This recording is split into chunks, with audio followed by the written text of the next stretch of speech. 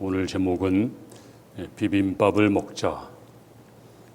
뭐 이런 제목이 다 있을까? 네, 그렇게 생각하시는 분들이 있을 것입니다. 외국인들이 우리 한국에 오면 신기해하는 것들이 많이 있다고 합니다. 그 중에 하나가 음식 문화입니다. 우리 한국의 유명한 음식, 우리 한국을 대표하는 음식 중에 하나가 바로 비빔밥입니다. 밥에다가 온갖 야채를 얹어놓고 아주 아름답게 고명처럼 얹어놓고, 근데 먹을 때 보니까 무지막지하게 비벼서 섞어서 먹습니다. 참 맛있습니다. 또 한 가지는 팥빙수입니다. 얼음을 아주 눈처럼 잘게 썰어서 듬뿍 얹어놓은 다음에 거기다가 삶은 팥, 그리고 또 젤리, 체리 같은 거 알록달록하게 아주 예쁘게 얹어 놓으면 이게 완전히 예술품입니다. 얼마나 예쁜지 몰라요. 하얀 얼음에 붉은 팥, 또 빨간색, 파란색, 굉장히 아름답습니다. 그런데 이거 어떻게 먹는가 하고 봤더니 한국 사람들은 보자마자 무지막지하게 막 비벼가지고 섞어서 거무튀튀하게 만들어가지고 먹더라. 참 신기하다라고 했습니다. 우리 민족은 섞어서 먹는 걸 참 좋아하는가 봅니다. 그래서 섞어찌개도 참 좋아합니다. 해물 또 야채를 듬뿍 넣어가지고 푹 끓이면 그게 바로 섞어찌개입니다. 요즘 같은 겨울에 찌개탕 참 맛있죠. 매운탕 정말 맛있습니다. 자, 이래서 저는 섞어찌개나 비빔밥이나 이런 것들이 우리 인생과도 같다. 네, 그런 생각을 했습니다. 사실 인생에는 모든 게 섞여 있습니다. 고난만 있는 것이 아니고 슬픔도 있는 것만이 아니고 기쁨도 있고 평안도 있습니다. 이런 것들이 섞여 있습니다. 마치 비빔밥이 여러 가지가 섞여서 오묘한 맛을 내는 것처럼 인생도 슬픔도 풍랑도 기쁨도 고난도 이런 모든 것들이 막 섞여서 인생의 맛을 내는 것입니다. 우리 신앙도 마찬가지입니다. 하나님은 우리에게 신앙의 깊은 맛을 알도록 하나님이 우리에게 축복과 고난과 평안과 슬픔 이런 것들을 섞어 주십니다. 그래서 우리에게 비빔밥을 먹게 하십니다. 하나만 있는 것이 아닙니다. 여러분, 이건희 회장이 돈 많고 아무 부족함이 없었겠다라고 하지만 그도 역시 섞어찌개입니다. 딸이 21살에 자살을 하고 온갖 풍랑 속에서 고난 속에서 평생을 산 것이지 걱정 없이 사신 것이 아닙니다. 하나님은 왜 우리 인간에게 평안만 주시지 왜 고난을 왜 줄까? 왜 우리에게 비빔밥을 줄까? 그 이유가 뭘까요? 우리 인간은 너무 평안하면 첫 번째로 찌꺼기가 낍니다. 찌꺼기가 낍니다. 옛날에 성경에 보니까 포도주를 만들 때 어떻게 만드는가 봤더니 집집마다 포도주 틀이 있습니다. 그런 큰 통입니다. 거기다가 포도를 막 갖다 붓습니다. 그 다음에 신발을 벗고 들어가서 막 짓밟아요. 포도를 막 짓밟아 버리면 포도 알이 터지고 또 씨도 빠지고, 그래서 찌꺼기는 밑으로 가라앉고 또 포도즙만 위에 뜨게 됩니다. 그러면 이걸 한 며칠 잠재우게 되면 이제 그 물을 다시 다른 통에다가 옮겨 붓습니다. 그리고 그 찌꺼기를 버립니다. 그리고 또 며칠 동안 잠재우면 찌꺼기가 또 가라앉습니다. 그러면 또 다른 통에 옮겨 담습니다. 그래서 몇 번을 그렇게 하면 냄새도 사라지고 아주 향기로운 포도주가 된다.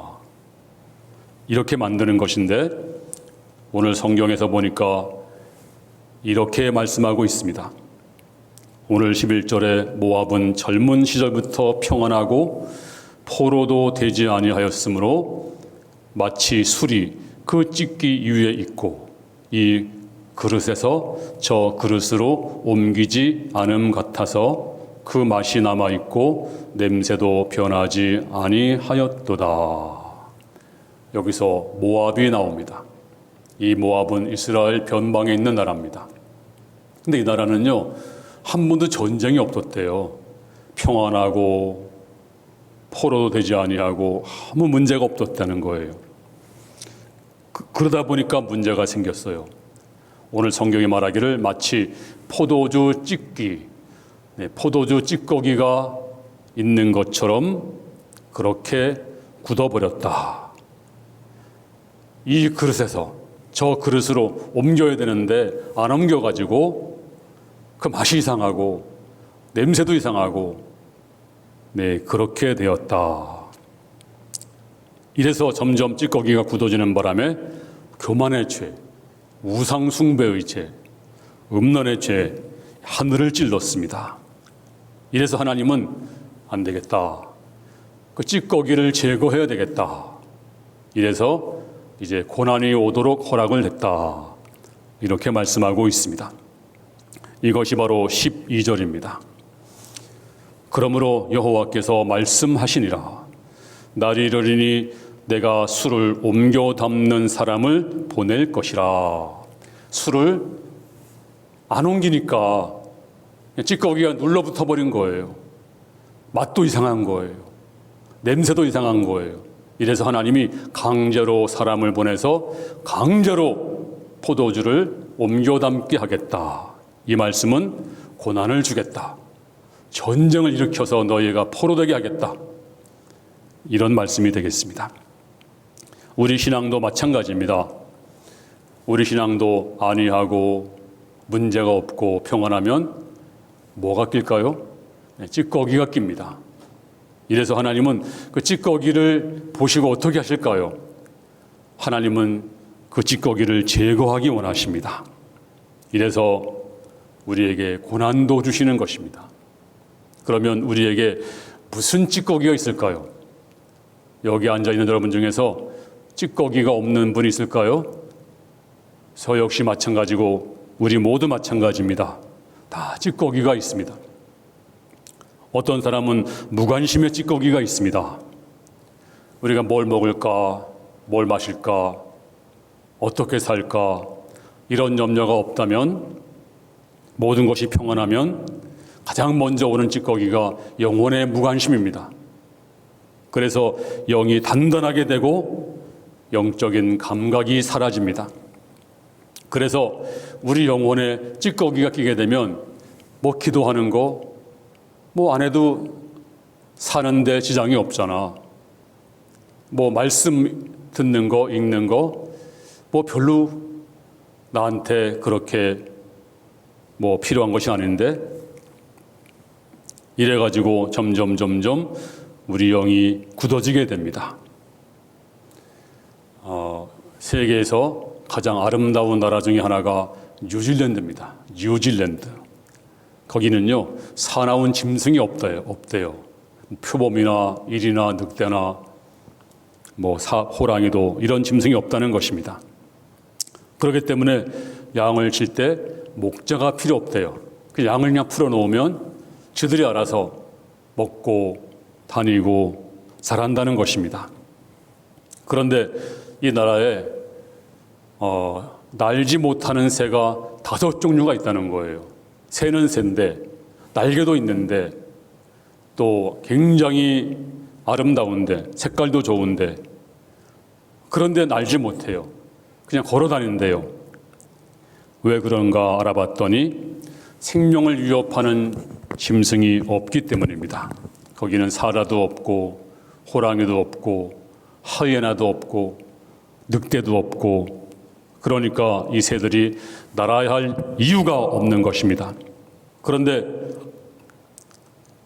이 새들이 걸어만 다니니까 날 필요가 없잖아요.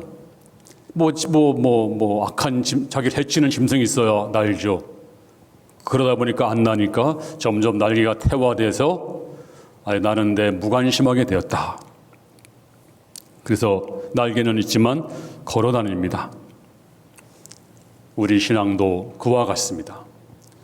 우리 신앙도 모든 게 다 잘 되면, 문제 없으면 영적으로 태화됩니다. 그리고 영혼이 점점 더 무감각해지고 무디어지고 우리 영혼이 단단해집니다. 그래서 기도 안 해도 문제 없는데 말씀 안 읽어도 별로 지장 없는데 전도 뭐하러 해. 이래서 영적으로 점점 무관심해지면서 우리 영혼에 찌꺼기가 낀다는 것입니다. 우리 인간은 몸과 영으로 구성되어 있습니다. 우리의 몸은 흙으로 지음받았어요. 여러분의 영혼은 하나님의 생기로 지음받았습니다. 그래서 우리는 영적인 존재입니다. 그런데 미련한 사람은 몸이 아픈 것은 알아도 마음이 아픈 것은 모릅니다. 더 나아가서 어떤 사람은 마음이 아픈 것은 알아요. 그런데 영혼이 아픈 것은 모릅니다. 영혼이 굳어진 것은 모릅니다. 영혼이 찌꺼기가 끼어서 단단해진 것을 모릅니다. 질병도 그래요. 갑자기 생기나요? 서서히 나빠져서 어느 한계점에 도달하면 쓰러지는 것입니다. 마찬가지로 우리 영혼도 마찬가지입니다. 처음에는 양심의 소리가 들려옵니다. 영혼의 소리가 들려옵니다. 거기에 귀를 기울이면 점점 크게 들려요. 하지만 무시해버리면 점점 작아집니다. 그리고 안 들려옵니다. 예를 들어서 예배를 한두 번 빠지면 굉장히 괴로워요. 영혼이 부르짖는 것입니다. 너 주의를 지켜야 돼. 예배를 드려야 돼. 얼마나 괴로운지 몰라요. 그래서 거기에 신경을 쓰면 점점 크게 들리고, 그리고 바른 신앙으로 돌아옵니다. 근데 무시해버리잖아요. 무시해버리면, 신경 안 쓰면 점점 작아집니다. 그리고 주의를 빨아도 별로 마음에 감각이 없습니다. 왜 그럴까요? 마음에, 영혼에 찌꺼기가 계속 끼어서 점점 많아지면서 굳어져 버리면 결국 하나님께 버림을 받습니다. 그 중에 한 사람이 가룟 유다입니다. 이 가룟 유다가 은 30에 예수님을 팔았습니다. 그런데 예수님이 누차 경고했어요. 너희 중에 누가 나를 팔 것이다. 나중에는 가룟 유다 면전에서 네가 나를 팔 거야. 그때 가룟 유다가 주님 잘못했습니다. 용서하세요. 회개했더라면 얼마나 좋았을까요? 그런데 문을 박차고 나갔습니다. 왜 그랬습니까?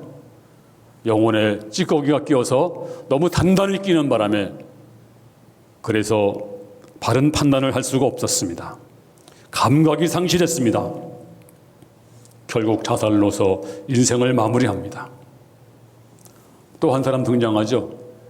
구약의 삼손입니다. 삼손은 하나님께 바쳐진 사람이었습니다. 그런데 영혼의 소리를 자꾸 무시했습니다. 점점 영혼에 찌꺼기가 계속 끼었습니다. 점점 단단해졌습니다. 이래서 똥인지 된장인지 구분을 못할 정도로 이제 영혼이 단단해지니까 영악한 마귀가 이때를 놓치지 않습니다. 결국 넘어져서 두 눈이 뽑혔습니다. 등 뒤에는 무거운 이제 몽해를 메고 피눈물 흘리면서 소처럼 맷돌을 갈게 됩니다. 왜 그랬을까요? 영혼의 소리를 무시했기 때문입니다. 영혼의 찢기가 끼었기 때문입니다.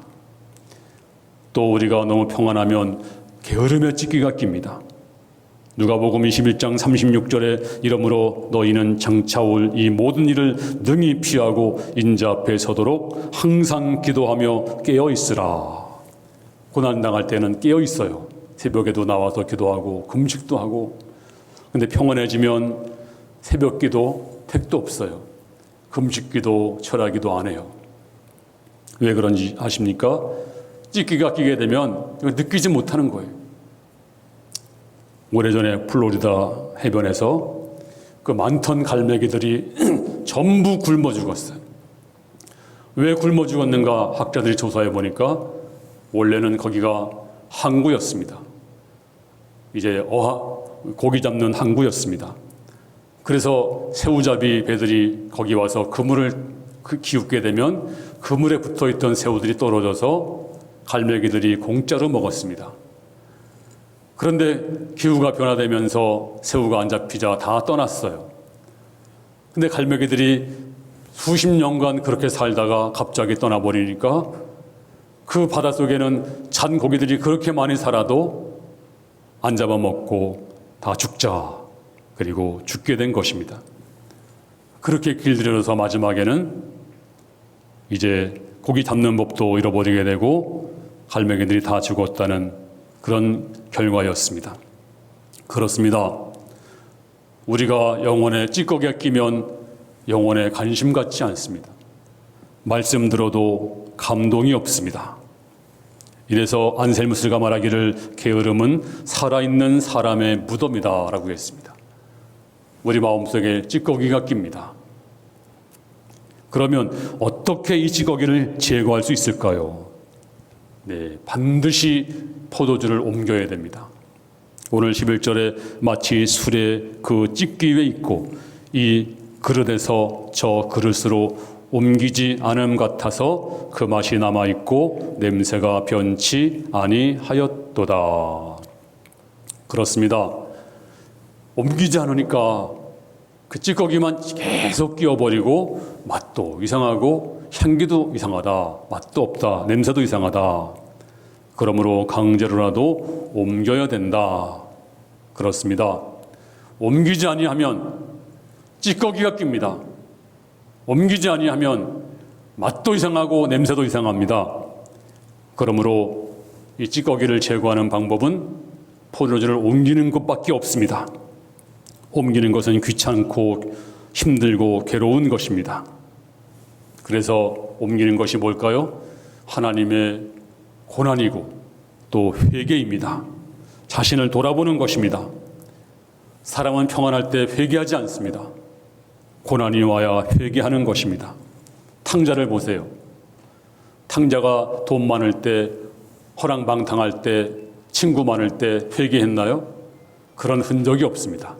다 잃어버린 다음에, 다 떠난 다음에 마지막에 먹을 것도 없을 때 그때서 회개합니다. 그러므로 고난이 오면 찢기가 보입니다.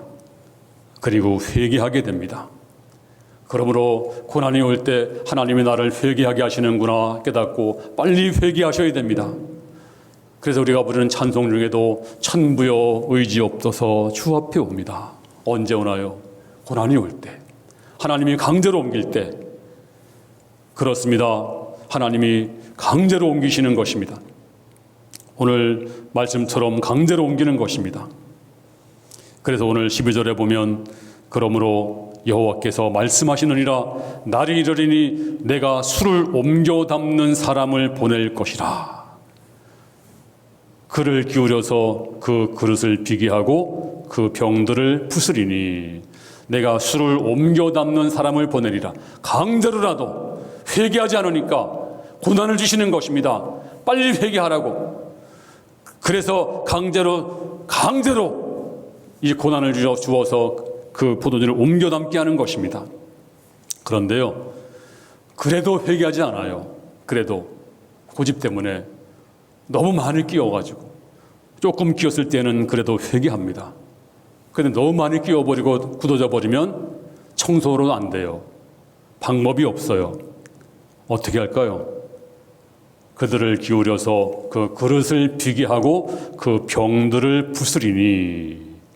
이 말씀의 뜻은 우리 육체를 박살낸다는 것입니다.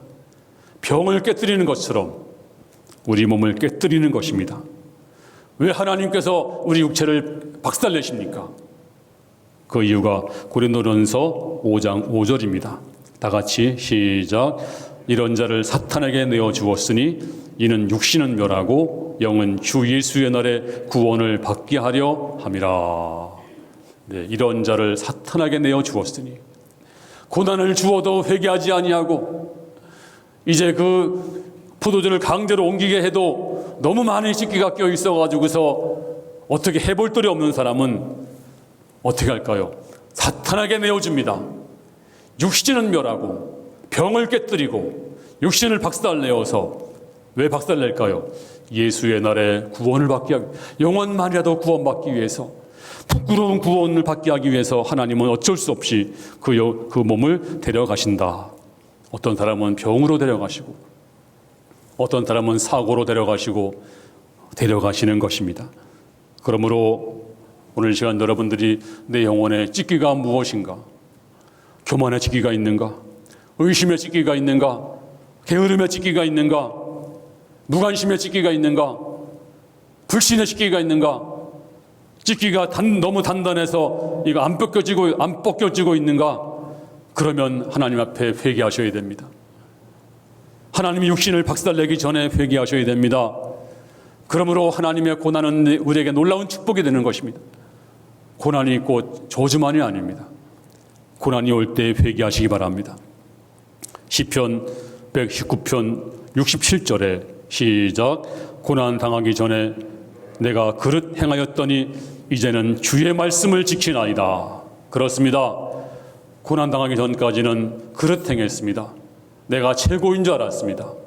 그런데 이제 주의 말씀을 지키게 되었습니다. 시편 119편 71절 시작. 고난 당하는 것이 내게 유익이라. 이로 말미암아 내가 주의 율례들을 배우게 되었나이다. 할렐루야. 고난 당하는 것이 유익이 되었대요. 고난 때문에 주의 율례를 배우게 되었대요. 그러므로 내 신앙이 미지근해서 점점 찢기가 끼어가면 맛도 잃어버리고 향기도 잃어버리면 하나님이 강제로 포도주 옮길 사람을 보냅니다. 고난을 보냅니다. 그때 회개하지 아니하면 최후로 병을 박살내십니다. 요한계시록 3장 16절에 내가 이같이 미지근하여 더웁지도 아니하고 차지도 아니하니 내 입에서 너를 토하여 내치리라. 하나님이 토하여 내치리라. 그러기 전에 고난이 오거든 빨리 회개하시고 정신 차리시고 내 안의 찢기가 무엇인가를 알고 주께 더 가까이 나가시기 바랍니다. 그리고 회개하시기 바랍니다. 그러면 주님과 더 가까워집니다. 주님 바닷가에 가면 삿갓조개가 있습니다.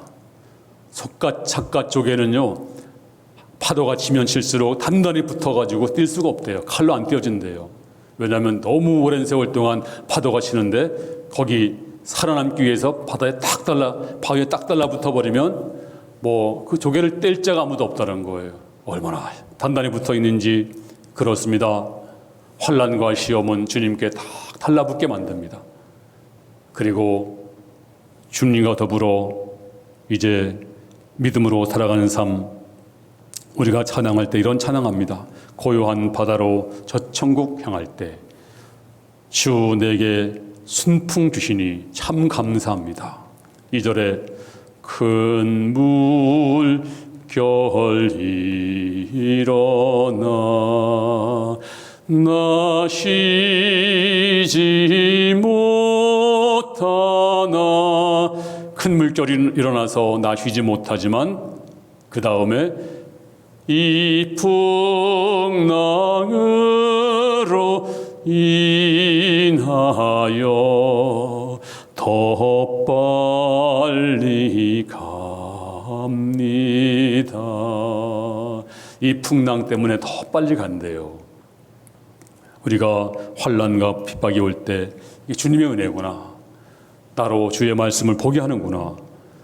주님과 더 가까워지고 더 달라붙는 것입니다. 이게 바로 성도입니다. 고난이 올 때 더 멀리 양심의 소리를 듣지 않고 더 멀리 떨어져 나간 사람들은 성도가 아닙니다. 나중에 하나님이 그 병을 깨뜨리십니다. 물론 영혼은 겨우 구원받지만 부끄러운 구원입니다. 그러므로 축복과 고난의 비빔밥을 우리가 먹을 줄 알아야 됩니다. 하나님은 우리 고난만 주시는 분이 아닙니다. 그러면 낙심하잖아요. 하나님은 또 축복만 주시지 않아요. 우리가 교만해지잖아요. 그래서 하나님은 우리에게 비빔밥을 주십니다. 신명기 8장 12절에 내가 먹어서 배부르고 아름다운 집을 짓고 거주하게 되며 또 내 소와 양이 번성하며 내 은금이 중식되며 내 소유가 다 풍부하게 될 때, 그 다음에 내 마음이 교만하여 내 하나님 여호와를 잊어버릴까 염려하노라. 이게 바로 하나님의 염려예요. 하나님은 골치가 아프세요. 복을 많이 주면 교만해지고 또 너무 또 환난만 주면 낙심하고 하니까 하나님이 골고루 비빔밥을 먹어라, 섞어찌개를 먹어라, 팥빙수를 먹어라. 이래서 잠언 기자는 나로 가난하게도 마옵시고 부하게도 마옵시고, 왜냐하면 내가 하나님을 모른다 할까 하오며 내가 도둑질할까 하오며. 그러므로 여러분들이 이 환난 중에 하나님이 나로 하여금 비빔밥을 주시는구나, 하나님 감사합니다, 빨리 깨닫고 돌아오시면 하나님의 마음은 또 예레미야가 3장 19절에 시작, 내 고초와 재난 곧 쑥과 담즙을 기억하소서.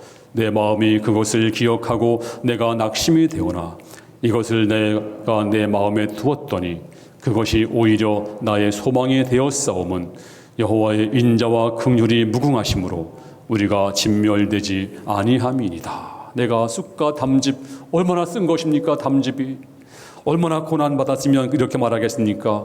낙심이 되었습니다. 그런데 소망이 싸움은 여호와의 인자와 긍휼이 무궁하심으로 우리가 진멸되지 않습니다. 고난과 환난 중에도 낙심이 되다가도 다시 생각해 보니까 여호와의 자비와 긍휼이 무궁하시구나. 그렇습니다.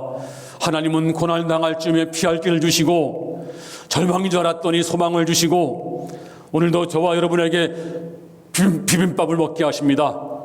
고난도 주시고 평안도 주시고 슬픔도 주시고 기쁨도 주시고. 왜 그럴까요? 정신 차리라고, 찌꺼기를 제거하라고. 우리 마음속에 찌꺼기가 있으면 이 시간 이것이 눌러 달라붙습니다. 그러기 전에 오늘 회개하고 하나님 내 안에 있는 이 더러움의 찌꺼기, 의심의 찌꺼기, 불신의 찌꺼기, 교만의 찌꺼기, 게으름의 찌꺼기, 그리고 무관심의 찌꺼기, 단단한 찌꺼기를 이 시간 회개함으로 깨뜨려버리고 청소해버리고 주 앞에 나가는 자에게 하나님께서 말씀하십니다. 내가 너와 함께하노라. 내가 너를 사랑하노라. 하나님께서 놀라운 은혜를 베풀어 주실 줄로 믿습니다. 깨닫고 회개하는 자에게 놀라운 축복을 베풀어 줄 줄로 믿습니다. 우리가 환난을 지금 당하고 있습니다. 이럴 때 우리가 회개하고 주 앞에 돌아오는 자 복이 있습니다. 그런데 환난이 왔다고 뒤로 물러가면 하나님이 얼마나 슬퍼할까요? 방법이 없어요. 이 환난 중에 뒤로 물러가면 방법이 없습니다. 이럴 때 더 가까이 나가고 또 이 풍랑 인해서 더 빨리 갑니다. 풍랑 때문에 더 빨리 갑니다. 주 앞에 회개하고 나아가는 성도들 될 수 있기를 주의 이름으로 축원합니다.